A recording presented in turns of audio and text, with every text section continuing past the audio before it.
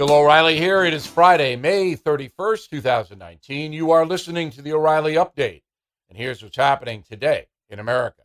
As many of you know, Special Counsel Robert Mueller delivered a prepared statement at the Department of Justice this week, speaking to the American people for the first time in 2 years about his Russia-Trump collusion investigation. For about 10 minutes, Mr. Mueller explained the findings of his report, but specifically refused to clear President Trump of criminal activity, leaving the door open for Democrats to demand the president's impeachment in the House of Representatives. Also, at least 4 Democrat candidates for president are calling for Trump's removal, and that list will likely grow in the near future. Now, I have a few observations based upon his appearance Wednesday. I believe Robert Mueller despises Donald Trump, but he seems to respect Attorney General Barr. He took no cheap shots at him and basically said Mueller himself doesn't have a problem with anything Barr has said or done. That seems to be unusual because Mr. Barr has dropped the case against President Trump, citing lack of evidence. The big question is, why are we going through this exercise? That is a question for those with an open mind. Why is the special counsel implying that maybe there was a crime? That's not what a prosecutor or an investigator usually does. They come to a conclusion. If they don't have enough evidence, that in itself is the conclusion. If you don't have enough to charge, the person is considered not guilty. Mueller is not barred from saying, hey, we found this and that. If they had the evidence that Donald Trump committed any crime, it would have been included. Let's take politics out of the equation. On a legal basis, if Robert Mueller had evidence and did not include the information in his nearly 500-page report, then Mueller himself is guilty of obstruction. You can bring him in and charge him with a felony. What is most important is that the American people understand the bigger picture. The President of the United States is likely being denied due process under the law. House Judiciary Chair Gerald Nadler and Robert Mueller should understand that if they're going to put the nation through a 2-year impeachment ordeal, independent voters may very well shift over to Donald Trump in 2020, citing unfairness. Nancy Pelosi knows that, and that's why she has not signed on to the impeachment movement, at least not yet. But anything could happen. Coming up, my message of the day. The economy may be growing, but America's trade war with China means there could be financial uncertainty on the horizon. Most experts agree that higher tariffs and trade barriers may lead to market volatility, endangering Americans' retirement savings. You can't let your guard down. You have to protect your family and your finances. That's why many Americans are turning to physical gold and silver to safeguard their retirement accounts and life savings. And a relatively new law allows you to own physical gold and silver as part of your IRA. To get you started, the Hartford Gold Group is giving a free silver coin to all of my radio listeners. If you are listening right now, you can get this free silver coin from the Hartford Gold Group. No purchase necessary. All you have to do is call 877-444-GOLD, G-O-L-D. That's 877-444-GOLD to claim your free silver gift for a limited time. 877-444-4653. Now the O'Reilly Update message of the day: academic fascism on college campuses. Speaking at the University of Missouri-Kansas City a few weeks ago, conservative columnist Michael Knowles was assaulted by a student who apparently objected to his opinion that, quote, men are not women.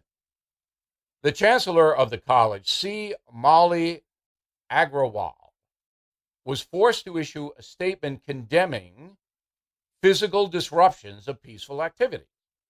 But before Chancellor Agrawal got around to those words, he wrote this, quote, a student group brought a speaker to campus, a speaker whose professed opinions do not align with our commitment to diversity and inclusion and our goal of providing a welcoming environment to all people, particularly to our LGBT community.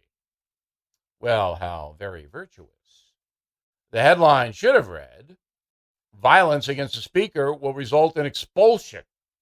Instead, Mr. Agrawal buried that lead under a pile of political correctness. Now, many college administrators know they have to do that in order to keep their jobs. No longer are American higher learning institutions places where the free exchange of ideas is encouraged. Nope. Now, social justice is mandatory, and dissent from the far left line can be punished. The situation is so extreme that the President of the United States had to recently issue an executive order informing colleges that federal money will be denied if freedom of expression is not protected on campus. Right now, academic fascism dominates many college campuses. There are no longer two sides to a story. If you depart from liberal thought, a student or professor may very well be punished, shunned, or both. The acceptable narrative goes like this: white men are the oppressors, and just about everyone else is a victim. Minorities and women are routinely persecuted and exploited by a corrupt capitalist system that denies justice. The economy is fixed, and white rich guys get all the stuff. Therefore, every person should be provided with health care, a free education, a good paying job, and cradle to grave security. In addition, black Americans must receive cash payments for the slavery legacy. All migrants should be admitted into the country, and climate change danger should allow the federal government to mandate how we live on a day-to-day basis. The cold truth is, if you are not, quote, welcoming, you are not welcome on campus. And the left will decide who is inclusive and who is not. Hey, George Orwell, thanks for the heads up on the thought police. They have arrived. That is the O'Reilly Update message of the day. For more commentary, please head on over to BillO'Reilly.com, where you can actually see me every day. Coming up, something you might not know. Right back. Bill O'Reilly here. We live in a very complicated world, so it's important that you protect yourself and the people you love. That's why I'm happy to tell you about a company I recommend, Wise Foods. Freeze-dried food is a modern-day miracle. Tastes good, is healthy, and most importantly, it stays good for up to 25 years. During Superstorm Sandy, I lost power for 7 days. All my refrigerated food went bad, but not my food supply from Wise. You can never really know what tomorrow may bring, but you can have a peace of mind knowing that you'll be ready with all you need. Please visit Wise Food Storage, one word, wisefoodstorage.com/Bill, and explore their starter kits and long-term emergency food options. They are even offering free shipping, plus a big discount, 25% off for my listeners. Please go to Wise Food Storage, one word, wisefoodstorage.com/Bill.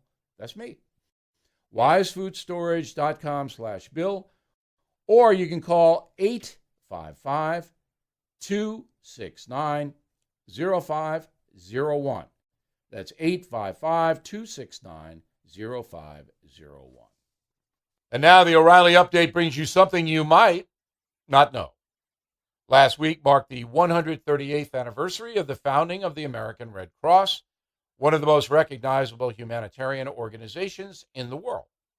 The group's iconic logo has long been a symbol of those in desperate need of relief, including America's military as well as victims of natural disasters.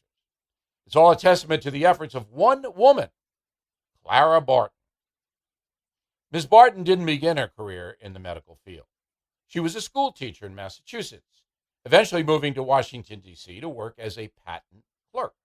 It wasn't until 1861, at the age of 40, that Clara Barton would find the calling for which she would ultimately be remembered. On April 19th of that year, just days after the first shots of the Civil War had been fired, a riot broke out in Baltimore, during which Confederate sympathizers attacked a Massachusetts regiment on their way to Washington. As the casualties began to pour into the Capitol, Miss Barton rushed from the patent office to help the wounded soldiers.